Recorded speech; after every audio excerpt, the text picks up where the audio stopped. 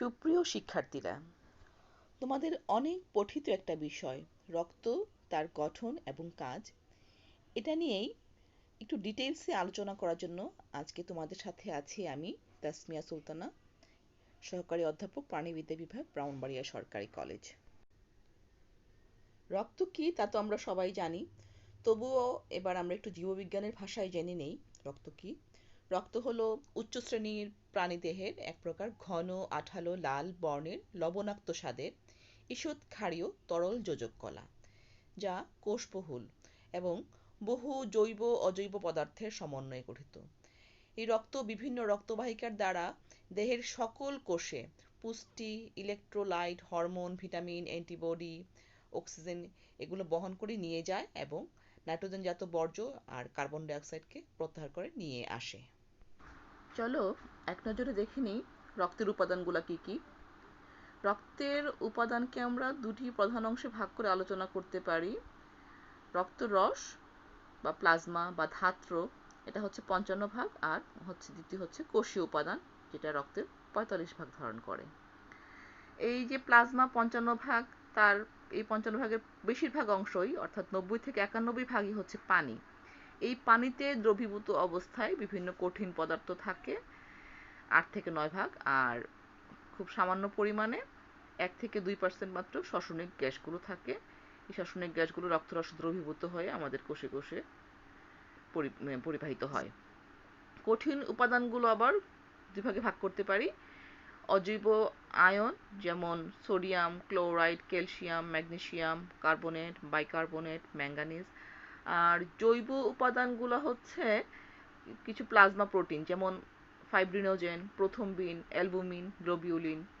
আর হচ্ছে প্রোটিনবিহীন কিন্তু নাইট্রোজেন যুক্ত উপাদান, এগুলো হচ্ছে আমাদের মূলত বিপাকজাত বর্জ্য উপাদান, যেমন urea, ammonia, creatinine, uric acid, xanthine, hypoxanthine. আর থাকে কিছু পুষ্টি উপাদান, এগুলা মূলত আমাদের যে ক্ষুদ্রান্ত থেকে ক্ষুদ্রান্ত হজম হবার পরে এই পুষ্টি উপাদানগুলো রক্ত দ্বারা বাহিত হয়, যেমন শর্করা, স্নেহ, এনজাইম, হরমোন, রঞ্জক, ভিটামিন, কোলেস্টেরল এসব। আর রক্তকণিকাগুলো হচ্ছে লোহিত রক্তকণিকা, শ্বেত রক্তকণিকা, অনুচক্রিকা।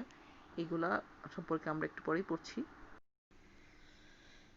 তো রক্তরস বা প্লাজমা হচ্ছে রক্তের যদি বাদ দিই তখন যে জলীয় অকোষীয় প্রোটিন সমৃদ্ধ হালকা হলুদ বর্ণের পদার্থ থাকে সেটা। এই প্লাজমার নাম আমরা এই করোনাকালীন সময়ে আশপাশে প্রচুর শুনছি। তো একটা টেস্ট টিউবে চিত্রের মতো করে রক্ত নিয়ে যদি সেন্ট্রিফিউগাল মেশিনে প্রতি মিনিটে ৩০০০ বার করে ৩০ বার ঘোরানো হয়, তাহলে রক্ত তার উপাদানে ভাগ হয়ে যায়। রক্তরস হালকা অংশ, এটা ৫৫ ভাগ উপরে অংশ টেস্ট টিউবের উপরের দিকে থাকে, আর নিচের দিকে অধঃক্ষিপ্ত হয়ে রক্তকণিকাগুলো থাকে। এর মধ্যে লোহিত কণিকাই সবচেয়ে বেশি। রক্তরসের অনেক কাজ। সে পাচিত খাদ্য উপাদানগুলো পরিবহন করে। আর যে খাদ্য উপাদানগুলো সরাসরি শোষিত হয়, যেমন ভিটামিন, পানি, খনিজ লবণ, এগুলো রক্ত দ্বারা বাহিত হয়। হরমোন, এনজাইম, লিপিড, রেচন পদার্থ পরিবহন, শ্বসনিক গ্যাস পরিবহন, তাপ শক্তির পরিবহন সবই রক্তরস পরিবহন করে। তারপর অম্লক্ষারের ভারসাম্য রক্ষা করে, সান্দ্রতা নিয়ন্ত্রণ, রক্তচাপ নিয়ন্ত্রণ, অভিস্রবণিক চাপ নিয়ন্ত্রণ, দৈহিক উষ্ণতা নিয়ন্ত্রণ এগুলো করে। তার রোগ প্রতিরোধে সাহায্য করে, রক্ত তঞ্চনেও সাহায্য করে। এবার দেখি রক্তকণিকা নিয়ে। রক্তরসে যে ভাসমান আণবিক ক্ষণিক কোষগুলা, এগুলাই হচ্ছে রক্তকণিকা।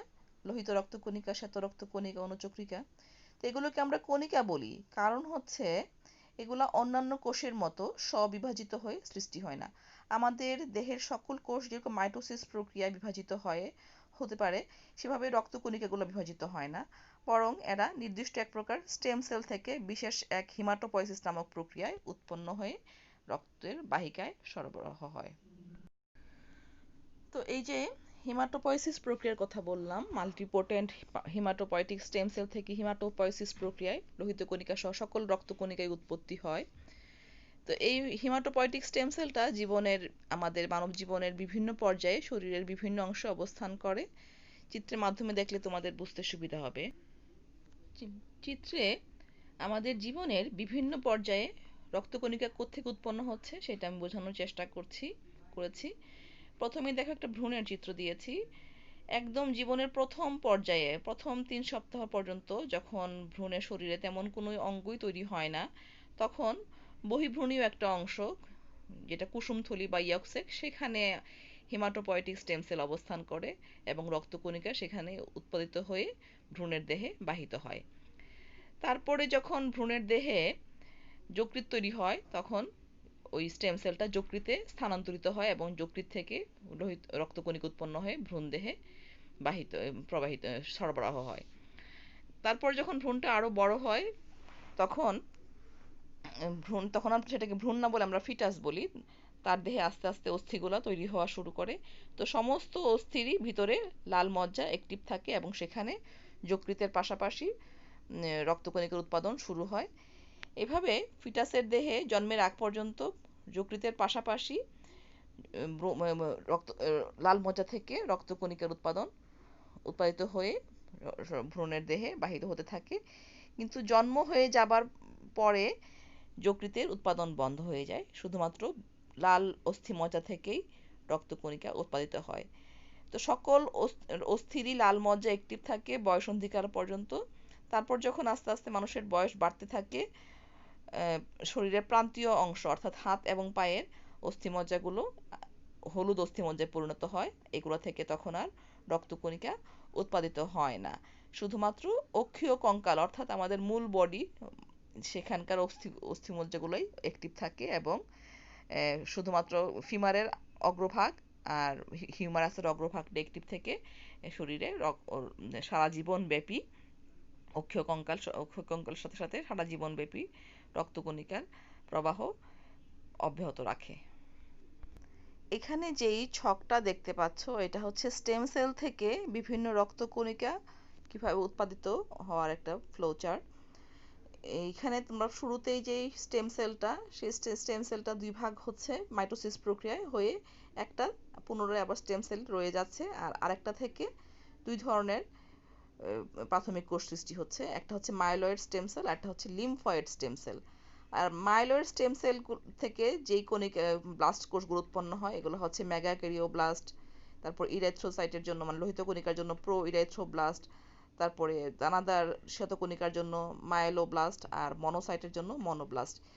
এইগুলো থেকে মনোব্লাস্ট থেকে মনোসাইট, মাইলোব্লাস্ট থেকে বেজোফিল, নিউট্রোফিল, ইউজিনোফিল, আর প্রো ইরেথ্রোব্লাস্ট থেকে ইরেথ্রোসাইট অর্থাৎ লোহিত কণিকা, মেগাক্যারিওসাইট থেকে প্লেটলেট অর্থাৎ অণুচক্রিকা উৎপন্ন হয়। এগুলো বোন মেরুতেই উৎপাদিত হয়, তারপর পরিণত হয়ে তারপর রক্তবাহিকায় যায়। আর লিম্ফয়েড স্টেম সেলের এই পর্যায়ে এসে সেটা লিম্ফ নোডে চলে যায়, সেখানে যে সে বিভাজিত হয়ে ন্যাচারাল কিলার সেল আর ওই বি লিম্ফোসাইট এগুলো উৎপন্ন করে।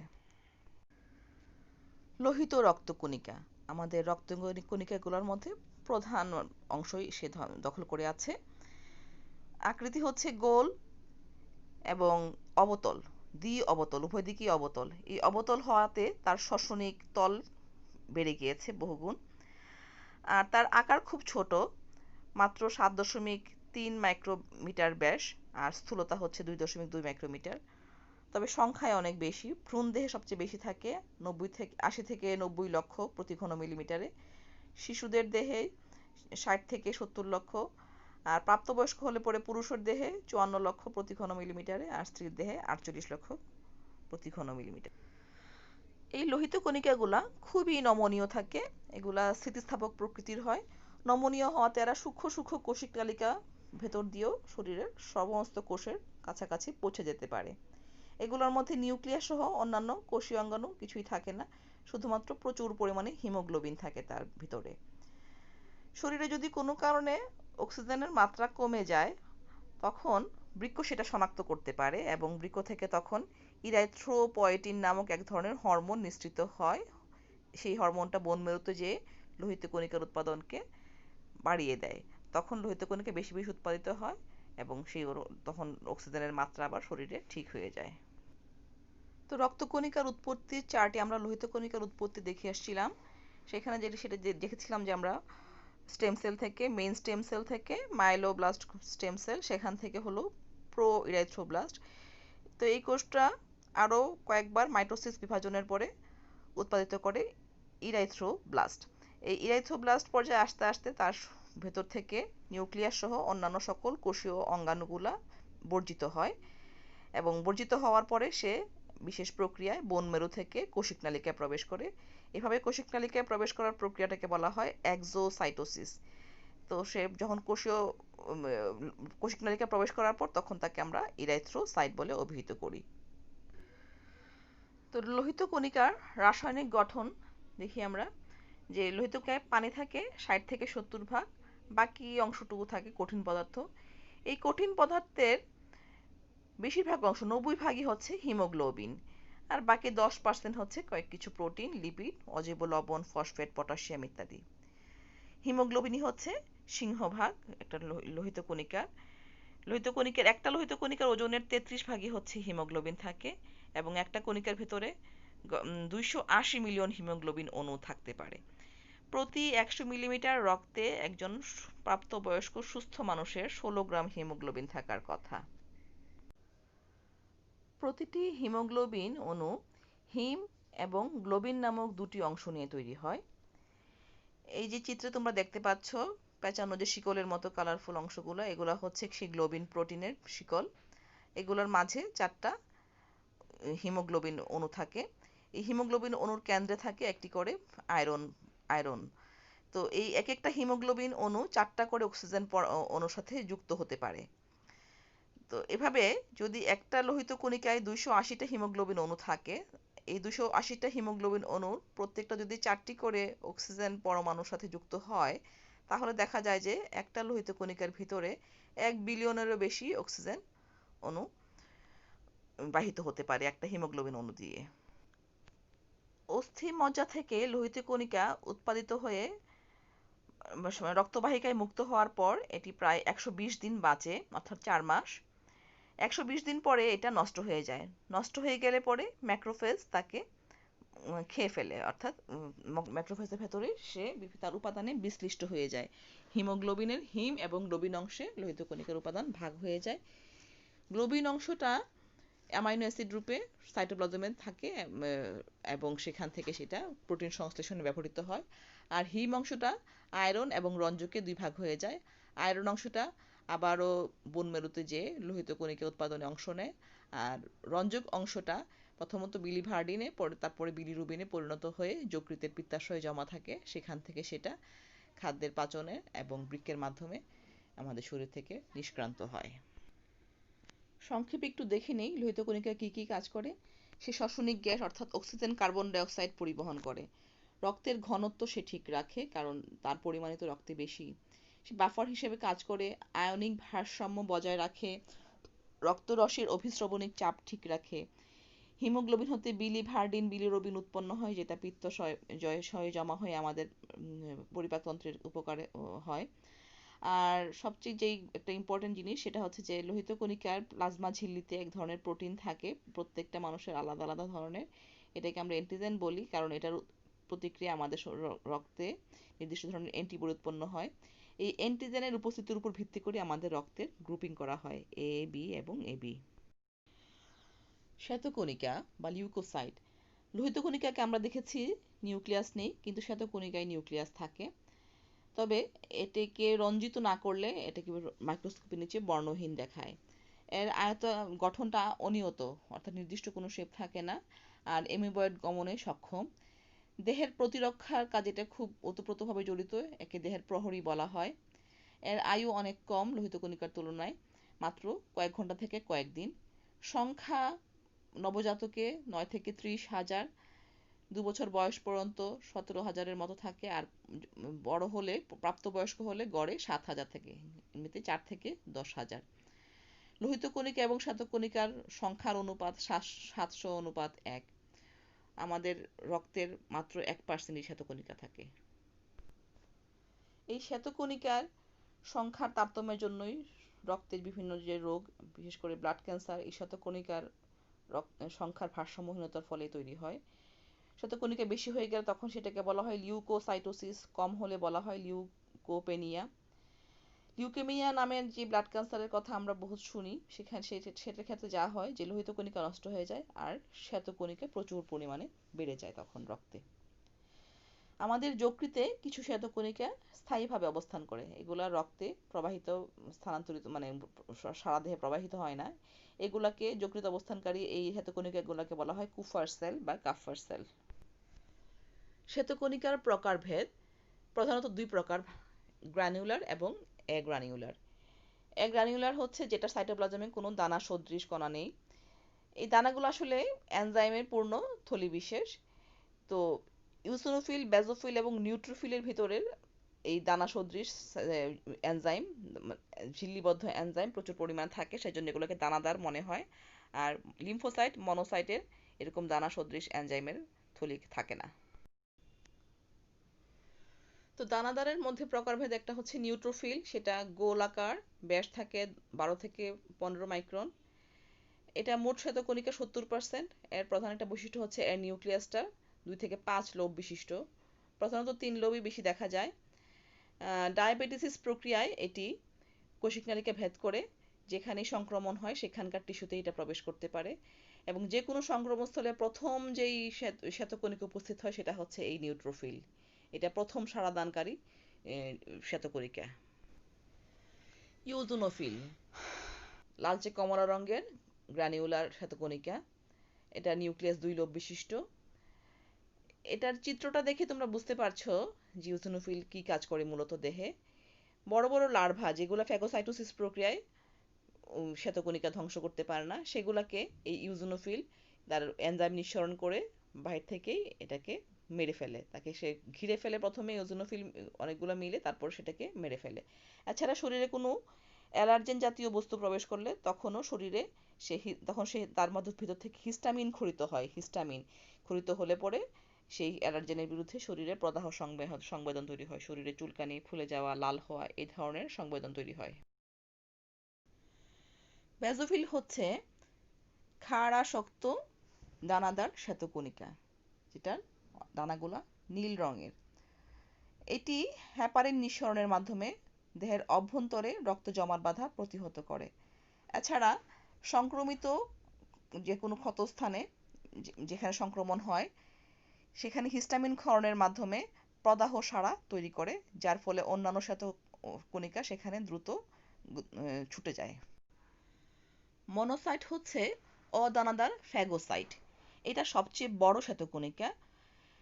এটি যখন জীবাণু দেহে অনুপ্রবেশ করে তখন কোষিক নালিকা ভেদ করে এরা দেহের কোষে প্রবেশ করে, সেখানে যে সেই জীবাণুটাকে গ্রাস করে। কোষে প্রবেশ করার পর এর আকার বহুগুণে বেড়ে যায়, তখন একে আমরা আর মনোসাইট বলি না, তখন একে বলা হয় ম্যাক্রোফেজ। সে শুধুমাত্র যে অ্যান্টিজেন মেরে ফেলে, বহিরাগত জীবাণু মারে তা না, যে কোনো ধ্বংসপ্রাপ্ত শরীরের কোষ এগুলাকেও সে মারে, সেজন্য এদেরকে বলা হয় ধাঙ্গর কোষ। লিম্ফোসাইট অদানাদার শ্বেতকণিকা, আমাদের অর্জিত প্রতিরক্ষা ব্যবস্থার সবচেয়ে প্রধান সৈনিক। এটি অখণ্ডায়িত বড় গোল নিউক্লিয়াস যুক্ত। এরা সাধারণত 3 ধরনের হয়ে থাকে, টি লিম্ফোসাইট, বি লিম্ফোসাইট, আর একটা হচ্ছে ন্যাচারাল কিলার সেল। টি লিম্ফোসাইট এবং বি লিম্ফোসাইট অর্জিত প্রতিরক্ষার ক্ষেত্রে, আর ন্যাচারাল কিলার সেল সহজাত প্রতিরক্ষার ক্ষেত্রে আমাদের প্রহরীর কাজ করে।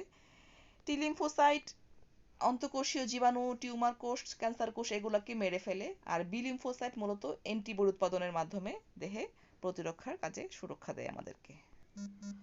অনুচক্রিকা বা প্লেটলেট আমাদের লাল অস্থিমজ্জার মেগাক্যারিওসাইট কোষের অনিয়তকার ভগ্নাংশ এটি।